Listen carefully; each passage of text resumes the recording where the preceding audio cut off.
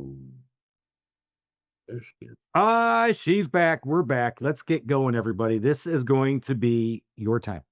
Your time. And I said it to my team this morning. If you don't learn something today, man, that's on you. We're going to have some fun today. We're going to talk about something that all of us need to be in. I don't care what industry you're in, what you think you do, what you don't do. You got to use this vehicle. You got to understand what's going on. So we have not talked about this in quite a while, and I know Alan is really excited about it because it's very close to what your business is all about, isn't it? I am terrified of this conversation. Terrified and excited all at Oh, once. yeah, that's you. That sounds like Eyes Wide Shut. Terrified and excited all in the same breath. But Mhm. yeah, man, we're having some good times. We are in the heat, the Atlanta heat, and I had to go out and do some estimates last week. I actually am working in the biz, not getting to have a lot of fun, but having a lot of fun because I love going out there and talking to people. But I go around, I'm looking at somebody's deck outside. It's 94 degrees. It's 155,000% humidity. And these people keep you right in the sun and go, okay, well, what do you think? And so I'm trying to explain to them what's going on. And I'm telling you, dude, I burst into flames. I had sweat dripping down my face. I was like, this is not going well. Yeah. I was like, why would you buy from somebody who's just, I mean, when I got in my truck, I mean, not only Oh, was yeah. were the pits sweating, I mean, the whole thing was I mean, you can't go to your mailbox, without just having the burner closed, which so won't light on fire because you're too how do you present a professional, "Hey, I'm different than everybody else, handyman remodeling company," when I'm just sitting there just bursting in flames, and I've said there, but that wasn't the most professional, so, still in the balance, they haven't said no to me yet on the estimate, because I was in my wheelhouse and talking about what I knew, but I will say of all the sales stuff that we talk about here, that I listened to on other podcasts, I would not say that if you had the video on me, you'd go, "Oh, he nailed it." everybody's like, "Bless his heart." Bless your hurt. You are dying, aren't you? I'm like, yes, as a matter of fact, we am. All right. So here we are. Al is our AI LinkedIn strategist. And that's who we're going to use him today. Al Kushner is originally from Brooklyn, New York, but he's escaped New York and lives in Boca Raton, where I just got done complaining about humidity. But Al, talk to me, buddy. That's horrible humidity, right? Yeah, but I think probably Atlanta, as it's known as Hot Atlanta, is certainly probably even more humid, I imagine. But it's just how it is. You got to stay indoors, keep cool, drink plenty of cold liquids. You make it through. It's Speaking only of that, let's have one now, Alan, shall we? A little bourbon. Let's get going. Al, so Al, just give us a brief history about how you got here. So, what'd you do coming out of school? What were your jobs you did? And then how'd you get turned on to this whole LinkedIn thing? I started, I would say, in school. I had worked part time as a telephone solicitor for an insurance agent uh, back when I was 20 years old, and I decided to get my license since that time. And I've always been self employed since that point in my life and never looked back. Never wanted to work for anybody else other than myself. So for me, it was, challenging times, and but I found, in my travels that I enjoyed sales. I enjoyed being considered a thought leader. So I wrote some books, decided to engage online and see about opportunities available for networking beyond my geography range, which was in New York, and of course, it is quite a sizable city. But I wanted to go a little bit beyond that, so that's why I decided to check out LinkedIn and see what it offered. And I was impressed. The offerings were quite numerous. I mean, right now there's over what 900 million members, I believe, on the platform. So that's pretty impressive statistics. So it was suddenly a platform I needed to master, and I wrote the book, The AI LinkedIn Advantage, to educate people about the things that I've learned and help them become better at that platform. So go back. Let's go back. You were in insurance and you had to hustle it. You had to do the calls. You had to do the cold calling. You had to do those stuff. What of those principles did you take to LinkedIn? I believe it was perseverance. For me, it was all about seeing through the end, and procrastination was something that I had to overcome, which I do on occasion succumb to. But for the most part, it's about not being afraid of making mistakes because sometimes that's how you have to grow.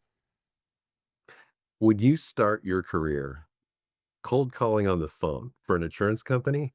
The rest of the world is easy, I would say. I mean, that's about as hard of a start as you can get. Oh, it was different times, of course. Back in the day, there was no internet. And when you can call somebody, they usually pick up, which is great. No voicemail existed. So those were really the great times. And for me, it was more like a game. I mean, I enjoyed it. It was something that a lot of the agents didn't want to do, and they paid me money to do it for them. So I said, "Well, okay, I'll take your money." And Not one I would do, man. I would tell you, Alan is speaking from my heart on that one too, because we use the phrase us old timers, we dial for dollars. Nobody ever dials anymore, but you literally were dialing for dollars and doing those cold calls and just and hammering them out. And you get no, no, no. You're just looking for a one yes. Give me a yes. Give me a yes. Come on, give me one. So, were this ever a time you weren't having fun with it, or because I've heard so many people who did it and said, "Yes, I've learned a lot. I'm never doing that again." you got to look at it as a game, and that's how I looked at it. For me, it was about what I can do. If I could beat my average from yesterday, I'll do it, and that's how you have to view it as. And don't take it personally. You have to have a thick skin in this kind of business, and that's something that I developed over time. That is the thickest of thick skin, if you ask me. Yeah, I mean, I think it's 1 out of 1,000 people can survive in that. Maybe 1 out of 1,000 can survive in it and enjoy it. There are some people that are wired to enjoy it. So, let's talk about LinkedIn because we were all around when it first started. When did you first adopt LinkedIn? When did you first get your first LinkedIn profile and start using it? About 2006, I would say. It was since the inception of the LinkedIn, and I followed all the way through till Microsoft took over, I believe, about 10 years ago. So Right. it really expanded their possibilities compared to before. I mean, Microsoft is huge, and they invested a lot of money in the platform, and it's paid off, I believe. We've actually I've been in a couple seminars where they actually use LinkedIn as a corporate entity that has it right. They have their mission, they have their value system down as a company. They do a really good job of leadership from the top. But the thing for me at LinkedIn that I found interesting is you said the same thing. It's just a lot of people. How do you separate yourself from the noise? Very simple. You establish yourself as a thought leader, and you write a book. Aha, Alan. I'll Guess what? I'll be right back. I have a book. Yes, you do. From the zoo to the wild. But you have Go out there, everybody. Don't. I've thought been. leader. But I have to be a thought leader. I was a thought leader. I told. You said that first. Oh, well, but in chapter 7, I said the well placed F bomb But always works. And I will tell you right now, there's been a lot of F bombs. Not always well placed in this last couple of weeks in my biz. But so you had to be a thought leader. So let's talk about that a little bit more. So you didn't say one of the things we just talked about was that you were a solicitor. You didn't say solicitation. You said I got to be a thought leader. I got to write a book. I got to be an authority. Talk about how that's different than going, hey, do you want some insurance? Or hey, come listen to me. Well, of course, back in the day, publishing was more challenging then. The fact was is that they didn't have what it has right now with ebooks and digital printing, where you can print one book at a time. You usually had to print a lot more than that. So it was something that I needed to develop, and I did. As technology improved, I developed and wrote several books. And I found that this is the only way that's going to separate me from the competition, because the competition really doesn't have what I have. Even nowadays, my book is the only one out there currently that addresses both AI and LinkedIn together. And the other LinkedIn trainers are sweating because they can't really compete with that. And the fact is that I used information as of today or as of recent to gather the latest resources that people can access to learn about the technology and be able to use it to their advantage, because it makes time much easier on the platform. And if you could save time, and time is money, this is definitely the way to go to use AI technology to your advantage. So give us an example of one. Of the technology, Yeah. How do I use AI in LinkedIn? Give me a simple one. very simple. Let's take a look at your profile. All right. So you would use something, for example, of using, let's say, the graphics and your background of your profile. Instead of using an image, maybe you want to use some bullet points to kind of share certain things that are of value that somebody's looking at. You can use AI to focus in, because LinkedIn is also a search engine.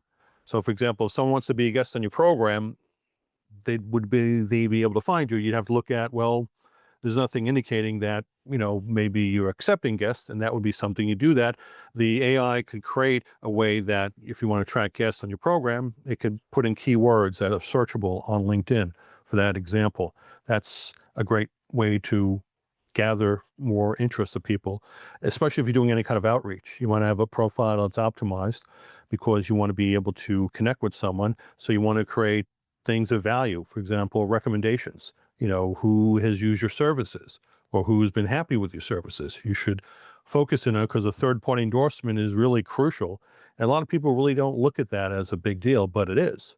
I mean, you have to take a look at, well, how long ago did you have your last recommendation? 2 years ago? I mean, you got to be current. Every opportunity you should do is get a recommendation. Someone can say a couple of kind words, and that can make a difference of you getting the job or getting the opportunity to connect with someone because maybe they know that person. That could be an influencer. These are just some of the tips off the top that I share in my book. Man, he nailed it. Obviously, L's not a politician because he didn't dodge that question. Man, he nailed it and put it right there and said, "Here, you want some easy stuff? That's so easy. Even I think I can implement some of those things." But that's good stuff right there. The recommendation. What's the last recommendation you got? It's been a while. Uh-oh. Yeah. And you're a commercial real estate agent. I'm in commercial real estate now. I don't think I have a recommendation on commercial real estate. And the funny thing is, once upon a time, I felt like I actually went to some classes. I've got lots of connections. But then it just seemed like, I don't know, it changed. And I felt like in order for me to put out a post, I had to, I don't know, I got to be honest with you. So I'm really struggling with this. So maybe you can talk about it a little bit because I know you need to post regularly. And then you've got some people who are treating it like Facebook. You have some people who are just in your face with promotion. And then you have people, and they're just douchey. And it's like, when I was out volunteering with special needs kids, it made me reflect back to the time, my mentor, blah, blah, blah. And I can't figure out what my voice needs to be in this world now. Was there a question? It was a statement that I thought he might be able to jump onto. So let me put that statement in the form of a question. Mhm. Is it is as somebody who I would say I'm gonna say It's not a question. well, I'm just like you, Al, because I felt the same thing. I've used the term. I think LinkedIn got noisy. I feel like I get solicitations daily. Actually tried to reach out to somebody I personally know on LinkedIn, and he never responded. I finally had to text him and say, "Hey, dude, I want to bug you." He goes, "Oh, I don't look at that stuff." Well, so how do you start dipping your toe in there? I mean, if you're like, "Hey, this is probably something you should do," but you talked about optimizing, but now let's talk about what should we? You said be a thought leader. What should we be posting, or should we be interacting with other posts? What should we be doing? All right. Again, once you've optimized your profile, because I don't recommend doing any outreach until you do that, because that's the first thing people are going to look at. So once you've done that, then you can look at ideas to become a leader. And you start with a newsletter. So if you have followers, and I believe you have several thousand followers, I think, about 2,800 followers, do you have a newsletter at all? I On do, LinkedIn? and not on LinkedIn though. You know what? I need to post out there, but I do hit everybody who comes on this podcast, which you're going to be on now, Al. And I send out a monthly newsletter talking about the podcast coming up and some of the thoughts that I picked up from the pods or what's going on in my biz. But you're right. I don't put it on LinkedIn. That's a good point. All right. And you can use AI technology to create content for that newsletter or ideas for the newsletter. So instead of doing once a month, how about once a week? All right. You want to get traction? That's 4 times the amount of impressions you can reach people. And what's interesting about newsletters on LinkedIn, it has such a high authority. So when someone signs up for your newsletter, not only do they receive a notification on LinkedIn, but they receive it outside of LinkedIn directly into their inbox on their email. Okay. It bypasses spam filters. Just think about that power that it gets in because of the high authority of LinkedIn. It just, spam filters say, come on in, share your information, and people are really shocked in how impressive the newsletters work on LinkedIn. And you can do, I believe, up to 5 different types of newsletters on the platform.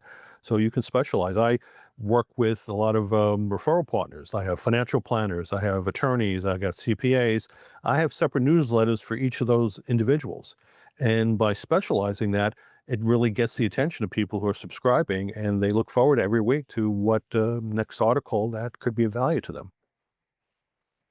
How about that, Alan? Hmm. Are you doing that, Alan? No, Get I'm to not work. doing any of this. I'm listening. All right. you know what? I'm blown in mind right now, guys. Admittedly, this is a blind spot for me because that's why Alan and I were so excited about this. We're both afraid. And I think a lot of people probably are afraid, or don't see the value short term in it, depending on your business model. So I go, do I really, people ask me, what do I get business off LinkedIn? That's B2B. I'm like, yeah, well, but you know what? When I was posting and I put some stuff out there about the podcast, we actually went and did an estimate for somebody who got my LinkedIn, saw my LinkedIn impression and says, hey, I remember Chris. And yeah, he's a guy that I used to know when I was at the bank. So I need to get some work done. So let's do it. Hmm. So that's a direct one for that worked. So I don't ignore LinkedIn is what Al's telling you. And if you're going to do it, you got to do it the right way. So number one, optimize that profile. Al's hit you with that. Number two, thought leader. Think about doing a newsletter, doing stuff like that. Third thing, and I'd heard about this, Al, and we didn't touch on this, interacting with other people's posts. What do you think of that? Yes, the key thing, of course, once your profile is optimized, is when you do any kind of outreach, look for people who are influencers on LinkedIn. And you can actually program in a way that you can follow these individuals. I wouldn't necessarily reach out to them to connect because most of the time they're not going to accept your connection, but you can follow them. And what's interesting to note is that they post at certain times during the week. So you can be notified as soon as they post. And when they do post, that's the time to strike. You take their information that you got from their post, put it into ChatGPT, and ask ChatGPT to respond to this post in a favorable light, and maybe ask a question or two, and then take that and post it underneath their particular thing, asking that influencer a question that could be relevant to their particular post. And guess what? They're forced to respond to it because if they don't, don't look good. So guess what? You're getting an influencer responding to your post, and they could have hundreds, if not thousands, of followers reading that information that you posted. And that's how you get traction on LinkedIn. All of a sudden, you become, someone of influence because you're responding to an influencer. They may decide to check out your profile. Guess what? I'm buying in. I'm buying into what you're saying because, guys, this is because that's the one big thing. I think AI was kind of like SEO back in the day when it first became out. Oh, it's SEO. Oh, you don't understand it. I understand it. You pay me millions of dollars or thousands of dollars, and I'll get it all figured out. Ooh, here comes AI, and Alan's scared, and I'm going to hold his hand. Don't worry, little buddy, you're with me. We'll take care of you. Thanks, But Chris. right, but I've started to figure out it actually has helped me. I will tell you how it's helped me. I took 2 estimates that my guys had done 2 years ago, for a lady on 3 different projects that she asked for. She's now ready to do it. I went out there, I took the estimates, I uploaded them to chat. I did have the $20 paid subscription. I said, "Based on my feedback here and the other 2 estimates, prepare an estimate for me that in a editable Word doc that I can put back in my CRM system." Bang, done, over. I was done with that estimate. Probably would have taken me about 2 hours, took me about 20 minutes. And I didn't shortcut the words. I didn't, because again, there's some things in there that are always right, guys, but it is always easier to edit than create. It gets you out of writer's block. It gets you off the snide. It gets you moving. You start making steps forward. And that's what Al was saying. I like that idea is there's nothing wrong with having chat, give you an idea to get going again. It just seems so wrong to me. I know. I know you're against it. Yeah, Get off my lawn, you kids. That's Al. I know, but it's amazing that you can do it. I know. Yeah, read this article and make me look good with an idea and a question or two. I mean, that's amazing. But it definitely gets you off, like I said, gets you off that writer's block, That's true. and it gets you moving. I can't say it's 100% right off the bat. You just don't cut and paste and go, "Hey, look at me. I'm Mr. Transparent. I don't know what the hell I'm talking about, Chat GPT guy," but I think it gets you moving. Unbelievable. Yeah. Wow. That's powerful stuff. I will actually phrase this in the form of a question, Chris, so you don't have to. Thank you, Alan. Using Yes. I'm writing right now.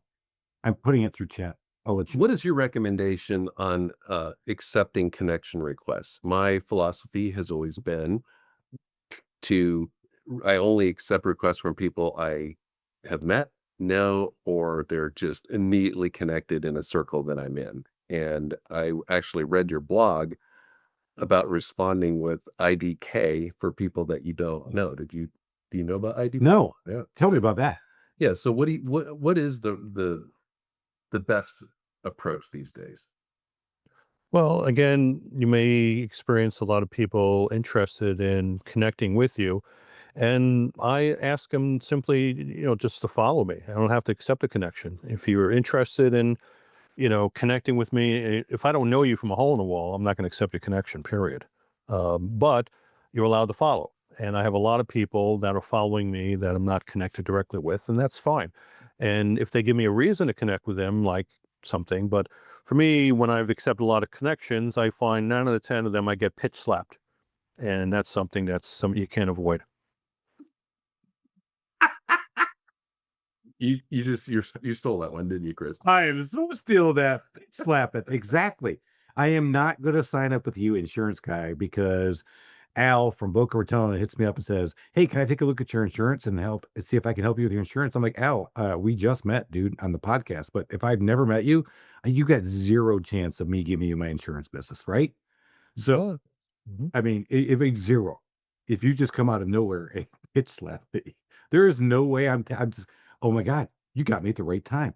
I really need a new web designer. Oh my god, you were right. I don't know because I already know 30 of them. You're right, but you're number 31, I'm gonna go with you." No, you've gotta be that thought leader. You gotta be authority. Well, it goes back to looking at the profile. So whoever wants to connect with you, I look at their profile. I mean, if the profile is focusing on SEO and optimization, all that stuff, I know I'm going to get pitch slapped. Okay. But if it's someone who's an attorney or maybe they're an accountant and such, I'll give them some slack and accept the connection because you never know the opportunity. So always look at, the profile to see whether or not it's something that it's a value to you. And then you can judge whether or not to do that. All right, so go back again. Optimize your profile. Start engaging, using chat to help you engage and be more witty than you probably are, Alan. And then we can continue on and start working through things. Now, one of the things that I'm afraid of is, and one thing I shouldn't say afraid. I just wish LinkedIn would give me an intermediate step. Like I bought into chat for $20 a month. It's a Microsoft product. Come on, right? So LinkedIn, you're Microsoft. Why do I have to spend so much to get the higher profile, the higher accessibility? And tell us why it's worth it. Well, I guess you're referring to the premium services of LinkedIn, I believe. Right. So there's a premium and then there's Sales Navigator. I use Sales Navigator, and one of the features I like about Sales Navigator, it allows you to find out who is looking at your profile, which is great. So if someone doesn't want to connect with you, but maybe they could be of value, you can reach out to that individual and either ask to connect or just send them a message and say, we checked out my profile. Was there something I can help you with? So that's something that you don't really get on the free version of LinkedIn. But also on the Sales Navigator, you can find if you're prospecting, it gives you an opportunity to find out who's active on LinkedIn. Because for the most part, a lot of people aren't active on that platform. They're more active in other areas. So you can find out who's active on LinkedIn. If they are, within the past 30 days, they posted, then you have an opportunity to reach out to that individual and connect with them and really give them a reason why you want to connect is to craft something which AI technology can help you craft a way to give them a reason to connect with you. Whether it's, for example, I connect with someone, I offer them like a free ebook, something of value. I don't really offer any services. I just try to, keep it simple. And if they accept, then that's great. And then what's also interesting is that whoever your existing connections, you should also, uh, find out when they're posting and then reply to their posts. Because most of the time when they post, nobody really posts after them. Unless they're an influencer, nobody really cares. Most of the posts are pretty narcissistic on LinkedIn, and it's just really got out of hand. So, but I'll reply to a post, just to be kind to the person, and sometimes they're very happy, and a lot of times it helps me to gain business as a result of that because I've given them some kindness, by posting or responding to their posts, and a lot of times that helps. So that can make a difference in getting more engagement. All right, you actually hit on something, and maybe you can help pull back the curtain on this one. What is active in LinkedIn? What is the percentage of people who are on it every day? How long should I be on? I got tons of questions on this, but let's start with: is AI able to, with Sales Navigator? Can you use AI to go out there and figure out who's on it and who's most active? Well, the Sales Navigator allows you to find out who's active. There's a button in there. So when you're doing a search, let's say for people in a certain geographic range that are active on LinkedIn, you can do that. They'll tell you who's posted in the past 30 days. Hmm. So back to the IDK thing. I want to know the answer to this. Yeah. You took off. So I get requests from people who I don't know, and that's what it stands for. I don't know. And so basically you're responding to them when I don't know. Is that and LinkedIn eventually will police this person if they're just sending a lot of connection requests blindly? Is that how I it think works? I think it all depends on the message that comes along with it. I don't usually try to use I don't know because they'll LinkedIn deems that individual as a possible spammer and that could hurt their account. But if someone is going to pitch slap me with their thing, and I'll certainly give them I don't know, and that's something that is important. So if you're trying to connect with someone, I would usually ask them, to follow me. Sometimes or ignore them, and they'll usually follow you. But if you're on the other receiving end of it, if you're connecting with someone you don't really know, they're not a first or second connection, you should really approach them with a message that usually would be not salesy for the most part. It's just, I want to connect. We know such and such, and thought we'd good idea to reach out and connect with you. All right. How often should we spend time on LinkedIn? So here, this is I know this is it depends question, but in general, or give us some parameters. I don't know, at least maybe once a day, depending if you're active on if you're posting. I mean, if you're posting, 2, 3 times a week, you should at least respond to the post. A lot of people just post and ghost. And, they think that's a way to engage with people, but that's not. You should be able to respond to someone who's posting or after your post and asking a question or whatever, just, respond to them. And as far as if you're not doing any posts at all, you should be active and do at least once or twice a week. And it could be in your newsletter. If you do a once a week newsletter, it's fine, but at least as a minimum to show some activity. And you have to find out what is your strategy. What are you trying to accomplish? So do you have an example of an industry that you guys are working with right now that uses LinkedIn? Well, it would have to be you, Al, because I'm in the home services business, so I'm here in Atlanta. I work on people's houses. I will tell you, having looked at this a lot, I'll just tell everybody again. I think this is where you're at. If you're not doing a monthly newsletter and you're in home services, you're missing your captive audience, which is people who've done work with you, and that's what I do. Number two, you should be looking at Facebook as the groups and the experience and putting out pictures and experiences within groups of people who are going to be your influencers. So in my case, it's mothers. Um, and if you're on Instagram, you need to be putting out interesting posts and pictures that show before and afters and give people ideas of what they can do in their own home.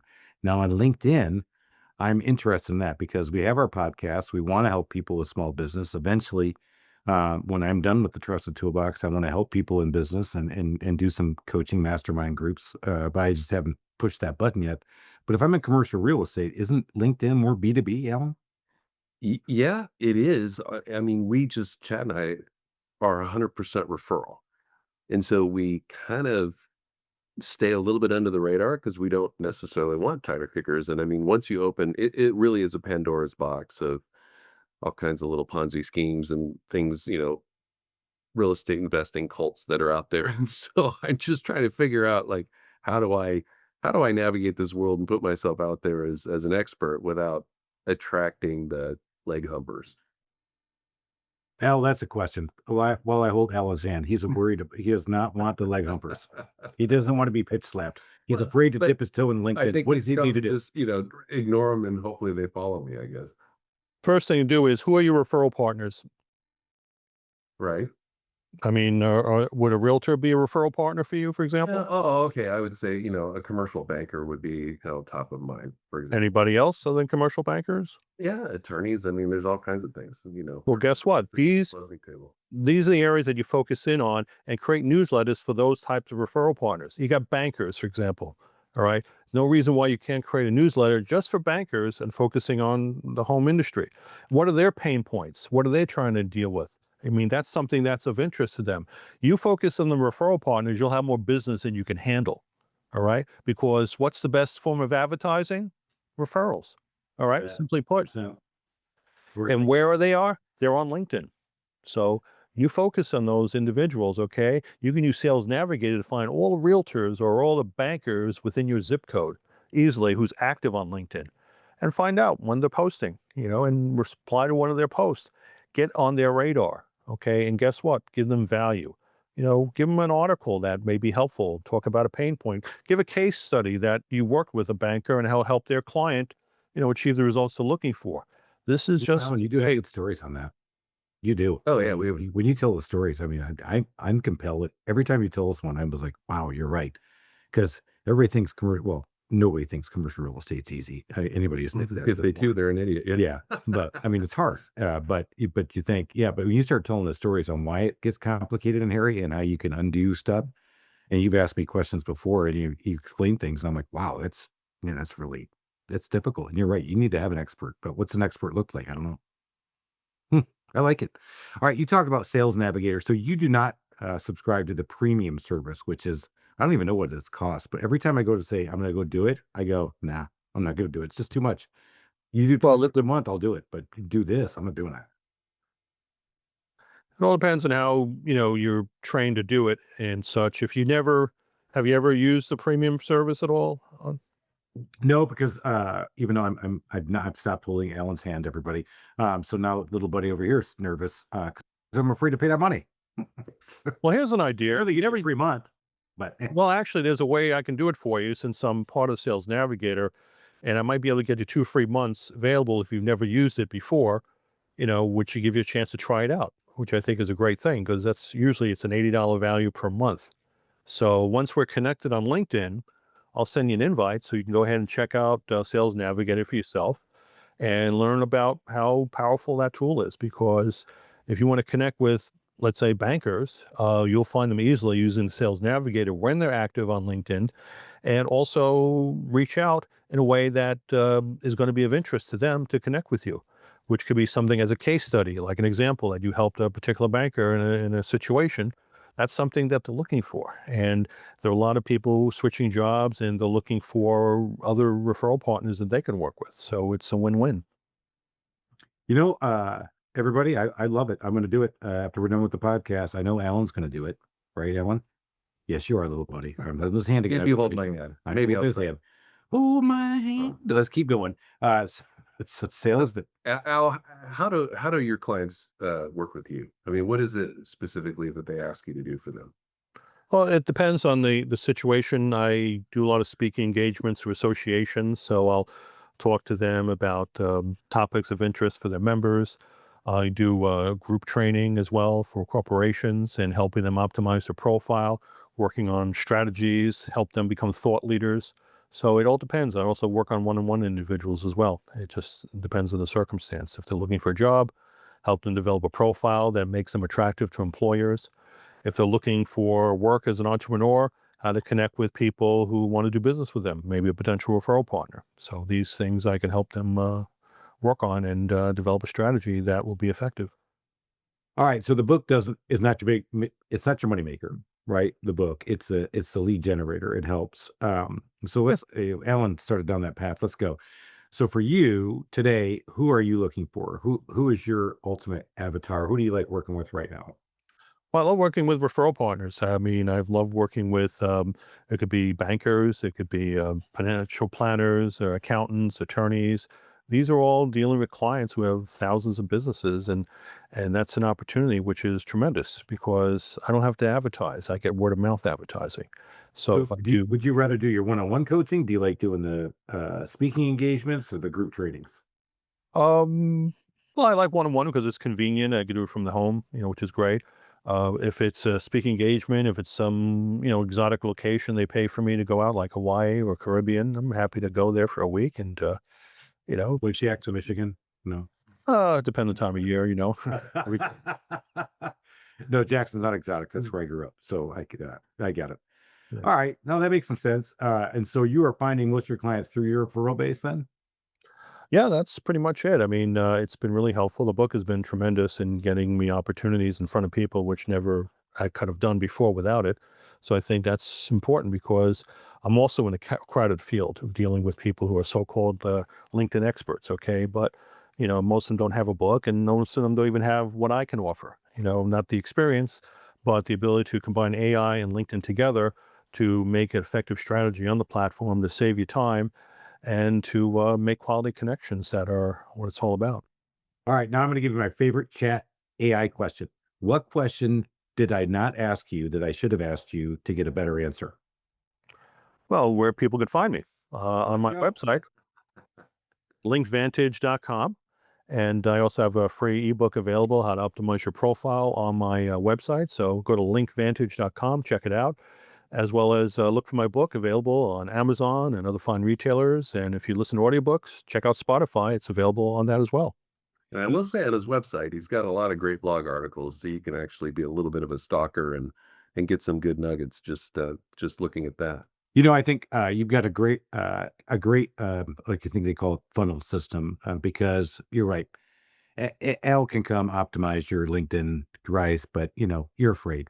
I mean, I'm holding little buddy's hand over here right now, and Al and I are going to go off into the sunset and make beautiful music in LinkedIn. But you can do your optimization, read his ebook, and I agree with you. I think that's the easy one. Then you start to see the value there. Then you start to see what he could really unlock and what he could do if you got a big enough team and what you could do with that. I've seen other guys who I know in the industries that I left that are doing a great job. There are huge companies, and I won't name them, but they're software and they rhyme with Teradata and they rhyme with IBM. But they are thought leaders in their thing. And I reached out to these guys. I'm like, so IBM and Teradata are cool with this? And they're like, oh yeah, they actually are telling me to keep doing it because they have taglines for being data guys. Now they're thought leaders in their industry. And it's also bringing in other people into their world. And they're not even entrepreneurs. These guys are still in the big world doing it. Now, do you have your sales guys? I mean, do you ever focus on their LinkedIn profile? We did it moons ago, and I need to do it again. In fact, that's exactly what I was going to take away from this is that I'm going to go sit down with every one of them and say, guys, we have the trusted toolbox out there. We are your premium home services company in Atlanta. You should have that as your tagline in your estimator profile. And you should be engaging with people because you never know. People will see it. And then, yeah, I need to do better. And I need to get my newsletters, and I'm going to get that out there with them. Oof, Yeah. It's an opportunity. God, I got a lot of work to do. Dang it, guys. I hope he's driving around your car learning something. You know what? I'm gonna have AI. I'm gonna have AI start leading my meetings. I think those guys would like it better. I It'll think be a lot less does AI swear as much as you do? there's no way. I just heard a great quote. Going through football, who a football player just switched out of Georgia, and he says, "So who has a better swear game, your current coach or Kirby Smart?" He goes, "Oh, there's no question." He goes, "Kirby, hands down." I was like, yeah, you know what? I feel like I'm gonna link in with Kirby and go, I bet you I have a better swear game, brother. Because as we might have heard this on one of the past episodes, I said I was yelling at one of the guys because it came to that point. It was just so bad. I don't do this that often. And I lost it and I let him have it. And my general manager looked at me in the room and said, I don't know exactly what you said, but you definitely got your point across. That's not LinkedIn, Al. That's not why you're here. So go check it out. LinkedVantage.com. You got a lot of freebies. That's a great step up. Get a little taste of it, man. Try it out a little bit. And then if that was a good fit for you, I think he'd be a great fit to talk to for a minute because this podcast has been dynamite, man. Figuring out all this little stuff, all the little things you can do. Um, Let me ask you one question before we go into our final four questions. The future of AI. And I'm not talking like 10 years. Just give me the next 6 months. This thing is moving so flippin' fast. Well, I think there's a lot of new technology out there, and it's always improving. And I think the idea, of course, is to try out, start simple with, whether it's a chat GPT or other um, platforms that are using AI. And it's really been helpful in many ways. I've know examples of people using it beyond businesses. I think one example was I read about a father was looking for a doll for his daughter, which was out of stock, and he did something with Chat GPT or some other platform that contacted various retailers within a 500-mile radius to see if the doll was in stock, and it did it automatically. He wasn't doing it himself. The AI technology was calling on his behalf and reaching out and asking, "Do you have this doll in stock?" And it must have went through, I don't know, over 100 different retailers until we found somebody who was able to say, "Yes, we do have it available." And sure enough, it saved him a lot of time and effort, and the child is forever grateful for finding this unique doll that is in demand. And that's just the future right there. I think it's a great technology to help you Alan, achieve a lot of goals.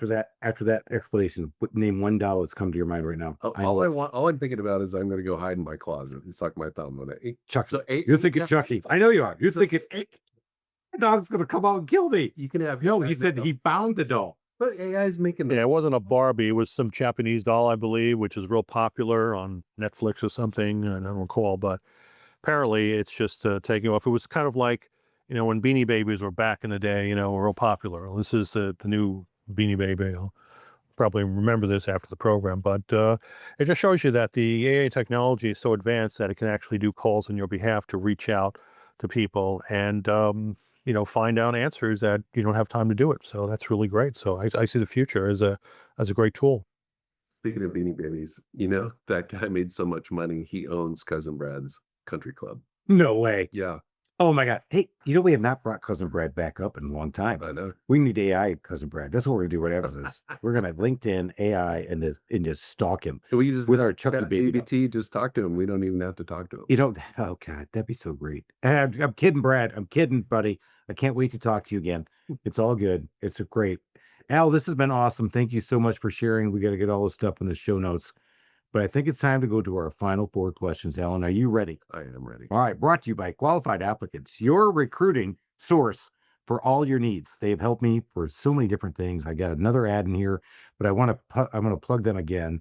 Tina and Megan and their staff now has been doing a great job. They're doing it nationwide. They're helping all kinds of home service companies, professional services companies find the right talent because what they're doing is they're marketing, not recruiting, to get you the right person to your job and the person you're looking for. And they put up with you. And they do put up with me a lot. That's a big Uh, endorsement. lot. All right, back to my headphones. Let's go to the number 1 question. Al, besides your book, give us a book you'd recommend to our audience. Atomic Habits, I believe. James Cleary, beautiful, small stuff, little things. Just had Don Martell brought up again to me, and outside, I was like, "Holy crap!" I'm exactly 2 chapters in on Don Martell. But if you knew the way I did Stephen Covey and his 7 habits, I was 3.5 habits in for at least 2.5 years. So don't worry, I'll get there. But I do need can I get clip notes again? Anyway, all right, Al, great one. That's a great one. All right, you ready? What's the favorite feature of your home? Favorite what? Feature of your home. I am a Favorite home. feature of my home? I want to hear Is- about your home. It better be Um, fun. I would say it's the view. I mean, we have a water view, and overlooking that, there's kind of like a little island with birds on it. And it's Oh. like almost like a bird sanctuary. So we get to see that every day, which is awesome, and we see the ducks and the local flowers. I mean, sometimes a pink flamingo, we get a chance to come across our view, which is awesome. So we just love the view. Dude, I'm not lying. This is the most I've seen Al light up the entire podcast. I know. Was his view. It clearly was not talking to Al and Chris. So thank you, Al, for sharing that. And I'm glad we could bring a little joy to you over these last few minutes. Oh, happy. He got fired up, dude. Get out. I know. I want to see that view. In fact, afterward, he's going to have to show us that view. So maybe you can see it on YouTube. We'll see later, guys. We'll check it out. All right, let's go to the 3rd question, shall we? We talk a lot about customer service. We haven't talked about it much today. Nope. But we do. But we kind of are customer service freaks. Hello, let's go, Horse Kid. You got to come on, Horse Schultze. I'm looking for you, baby. All right. What's a customer service pet peeve of yours when you're out and you're the customer? I think a lot of times that they don't really understand what I'm offering, and they kind of lump me together with other salespeople, and they don't really see the value that I bring to the table. And a lot has to do with not really taking the time to really, invest in their business. And a lot of times that's what they do. They don't have a passion for it. If you don't have a passion for doing what you like to do, then you shouldn't be in that profession. Yeah, man. All right, let's talk about the last one. I love working on homes. That's why I got in this business. I was a DIYer for all my life. Not because I wanted to, it's because my dad made me. And next thing you know, he did this to me. I'm in this business. It's his fault, but I still blame dad. Al, I don't know how much you worked on houses, but we want a DIY nightmare story. Not a contractor, because we know we all suck, contractors. Get better at what you're doing. We all got to get better at what we're doing. But give me a DIY nightmare story. Well, when I bought my home about 10 years ago, it was pretty much had to be gutted out because it was really, I mean, the house is from 1973, so you really had to do a lot of updating. So it was a matter of hiring contractors. It was real trial and error for the most part, and getting quotes that were from outrageous to maybe conservative, but then, the work was shoddy or the individual wasn't really on time. And I've had a recent work done in the home that was good, but it was a challenge to find someone who was affordable. And I was able to use the internet to reach and connect with people on a platform called Nextdoor. Not sure if you're familiar with that, but it's a kind of an app that you use, and it's kind of like a Facebook, but for local neighbors where Yeah, they we can are. Yeah, man. use it. And I was able to, find people what other people recommended, and connected with these people. They left their phone number, and I was able to text about, I don't know, 40 or 50 contractors to get some quotes. And it works very effectively, and connect with people and find somebody who was reasonable and was hungry for business. And I was able to get great work as a result. Good. Awesome. Al, once again, how can everybody find you? Go to my website, linkvantage.com. Follow me on LinkedIn, of course. Happy to accept new followers, and connect with me. It's also good too. And check out my book. It's available on Amazon. It's available in Barnes and Noble, all the fine retailers. Like audiobooks, check out on Audible and Spotify.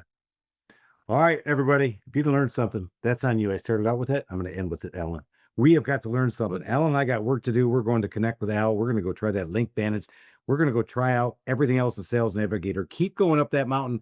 Go make it happen, man. Life isn't easy. Business is easy. Pick your hard, choose your hard, make your hard, and let's go win. Gotta go. Cheers, everybody.